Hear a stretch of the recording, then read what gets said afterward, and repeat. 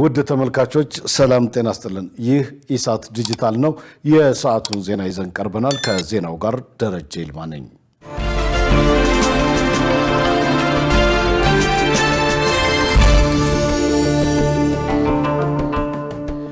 ኢትዮጵያና ቻይና ስትራቴጂያዊ አጋርነታቸውን ለማጠናከር ተስማሙ።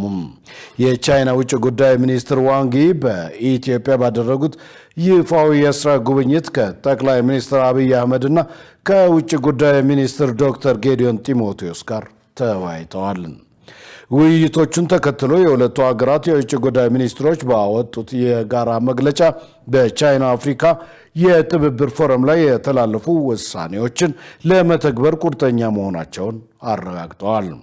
ኢትዮጵያና ቻይና ስትራቴጂያዊ አጋርነታቸውን እንደ ተሞክሮ በመውሰድ የቻይና አፍሪካን የጋራ ማህበረሰብ ለመገንባትና ሁሉን አቀፍ ትብብራቸውን ወደ ላቀ ደረጃ ለማሸጋገር ተስማምተዋል። በትናንትናው ዕለት በአዲስ አበባ የተካሄደው የቻይና አፍሪካ የህዝብ ለህዝብ መድረክ ሀገራቱን በባህል ኪነ ጥበብ ይበልጥ ለማጠናከር የፈጠረውን መልካም አጋጣሚ ለመጠቀም እንደሚሰሩ አመልክተዋል። ቻይና በኢትዮጵያ እየተከናወኑ ያሉ ሀገራዊ የልማት ስራዎችና የተገኙ ውጤቶችን በማድነቅ ለኢትዮጵያ የእድገት ጉዞ አስፈላጊውን ድጋፍ እንደምታደርግ አረጋግጣለች። ሁለቱ ሀገራት በልማት ፖሊሲና ስትራቴጂዎች ያላቸውን ትብብር በማሳደግ እንዲሁም የመንግስት አስተዳደር ስርዓት ልምዶቻቸውን በመለዋወጥ በጋራ ለመስራት ቁርጠኛ መሆናቸውን ገልጸዋል። ከዋናው ግሪድ ውጪ በሆኑ አማራጮች የኤሌክትሪክ ኃይል ለማቅረብ መታቀዱ ተገለጸ። ከዋናው ግሪድ የኤሌክትሪክ ኃይል ተደራሽ ማድረግ ባልተቻለባቸው አካባቢዎች በተለያዩ አማራጭ መንገዶች ኃይል ለማቅረብ መታቀዱን የኢትዮጵያ ኤሌክትሪክ ኃይል አስታውቋል። የኢትዮጵያ ኤሌክትሪክ ኃይል ዋና ስራ አስፈጻሚ ኢንጂነር አሸብር ባልቻ እንደገለጹት የሀገሪቱን የኃይል ተደራሽነት ለማረጋገጥ የሚያስችል የብሔራዊ ኤሌክትሪፊኬሽን እቅድ ጥናት እየተካሄደ ይገኛል ብለዋል።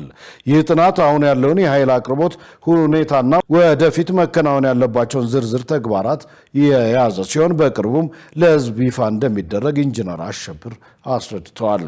ኢትዮጵያ ሰፊ ሀገር ከመሆኑ አኳያ ሁሉንም አካባቢዎች ከዋናው ግሪድ በሚሳብ መስመር ተደራሽ ማድረግ አስቸጋሪ መሆኑን ዋና ስራ አስፈጻሚው ጠቁመዋል።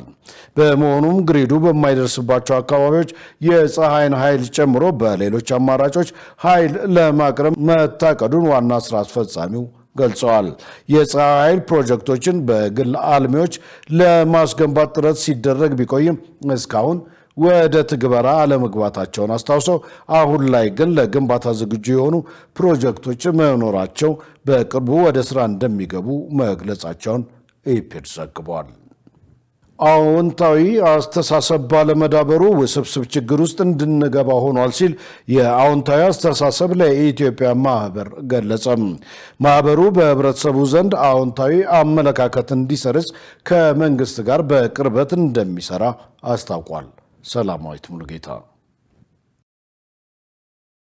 በኢትዮጵያ ውስጥ የሚታዩ የሀሳብ ልዩነቶች በአብዛኛው ከአዎንታዊ አስተሳሰብ ጉድለት የመነጩ መሆናቸው ይገለጻል። አዎንታዊ አስተሳሰብ ለኢትዮጵያ ማህበር አዎንታዊ አስተሳሰብ በህብረተሰቡ ዘንድ እንዲሰርጽ የዲሞክራሲ ስርዓት እንዲሰፍንና የህግ የበላይነት ማስከበር ላይ ዓላማ አድርጎ እንደሚሰራ አስታውቋል። ሰላም እንዲሰፍን በሀገራዊ እርቅ ጉዳዮች ላይ ተሳትፎ እንደሚያደርግ የገለጸው ማህበሩ አዎንታዊ አስተሳሰብ ለኢትዮጵያ በምን መልኩ መፍትሄ ሊሆን ይችላል በሚል ለቀረበው ጥያቄ የማህበሩ የቦርድ ሰብሳቢ አቶ በቀለ ጸጋይ ተከታዩን ምላሽ ሰጥተዋል።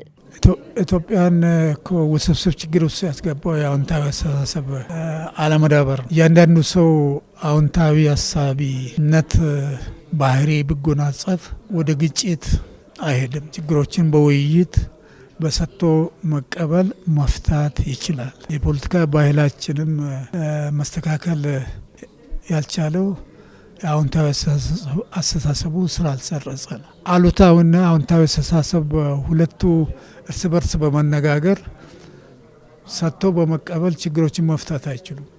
ለዚህ ነው ወደ ጦርነትና ወደ እርስ በርስ መገዳደል የሚካሄደው።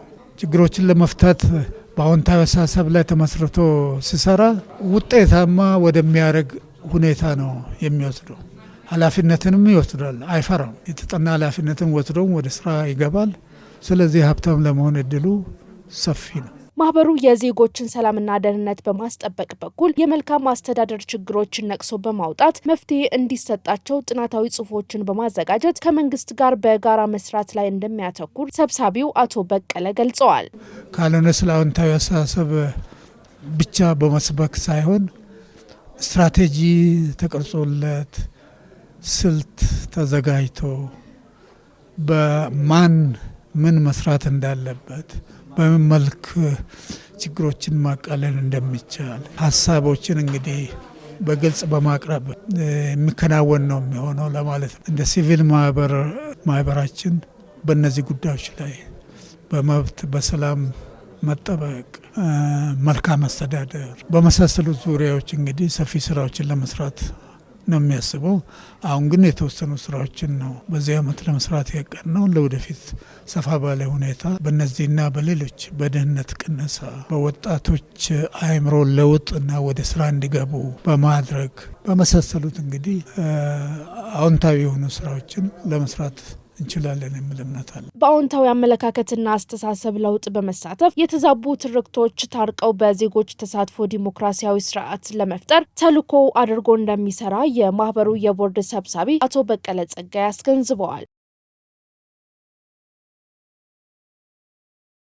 ውድ ተመልካቾች ከኢሳት ዲጂታል የሰዓቱ ዜና ወደ እናንተ መድረሱን እንደቀጠለ ነው። አሁን ደግሞ ወደ ውጭ ዘገባ አልፋለሁ።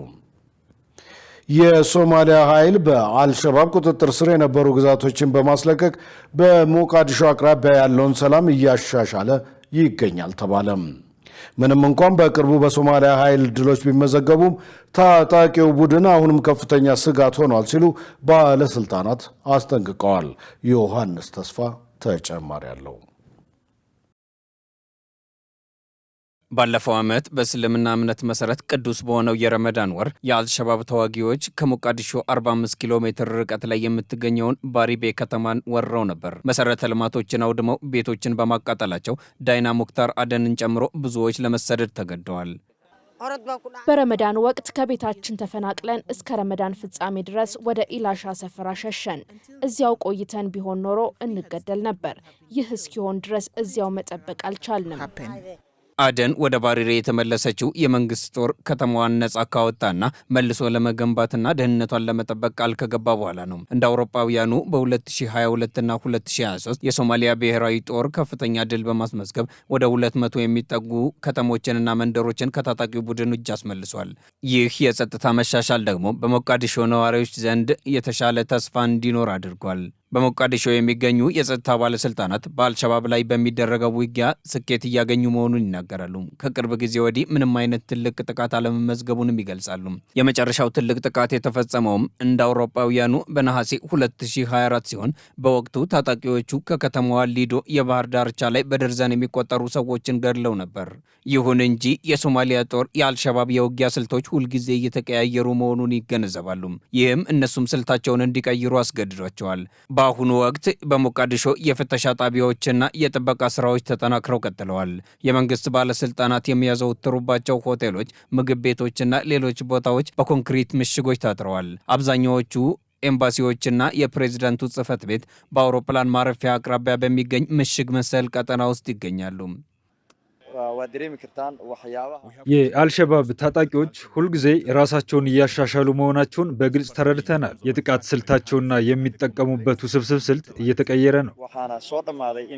ሰራዊቱ ለሞቃዲሾ እንደ መግቢያ የሚያገለግለውን ስትራቴጂካዊን የታችኛው ሸበሌ ክልልን ይቆጣጠራል። ከአማጺ ቡድኑ ጋር የሚደረገውን ትግልም ዓለም አቀፋዊ ጦርነት ሲል ይጠራዋል። አማጺውን የማጽዳት ፍጥነት ለመጨመርም እንደ ግብፅና ቱርክ ካሉ ዓለም አቀፍ አጋሮች እንዲሁም ከአፍሪካ ህብረት የሰላም አስከባሪ ኃይሎች ድጋፍ ጠይቀዋል። ባለስልጣናት እንደሚሉት የፌዴራል መንግስቱን ስራ ለማስቀጠል ታጣቂዎችን የማስቆም ጥረት በደህንነት መረጃ ሰብሳቢዎች ሊመራ ይገባዋል። እንደ ሶማሊያ ብሔራዊ ጦር እኔ ሰራዊቱን ከተቀላቀልኩበት ቀን ጀምሮ በዚህ ጦርነት ውስጥ ቆይተናል። ነገር ግን ይህ የሀገር ውስጥ ግጭት ብቻ አይደለም፣ ዓለም አቀፋዊ ጦርነት ነው። የአልሸባብ ታጣቂዎች በስልታቸው የተራቀቁና የተካኑ በመሆናቸው ሁልጊዜ አዳዲስ ፈተናዎችን ያመጣሉ። ነገር ግን ባላህ እርዳታ የበላይነቱን አግኝተን አገራችንን ነፃ እንደምናወጣ ተስፋ እናደርጋለን። ፕሬዚዳንት ሐሰን ሼክ መሐመድ በአማጽያኑ ላይ መጠነ ሰፊ ጦርነት በማወጅ የገንዘብ ምንጫቸውን ኢላማ እንደሚያደርጉና ሙሉ በሙሉ እንደሚደመስሷቸው ቢምሉም ታጣቂዎቹ አሁንም የሀገሪቱ ትልቅ ስጋት ሆነው ቀጥለዋል። ውድ ተመልካቾች ከኢሳት ዲጂታል የሰዓቱ ዜና እስካሁን ነበር። ከዜናው ጋር ደረጀ ይልማ አብሬያችሁ ቆይቻለሁ። ከቀሪ የኢሳት ዝግጅቶች ጋር ሰናይ ጊዜ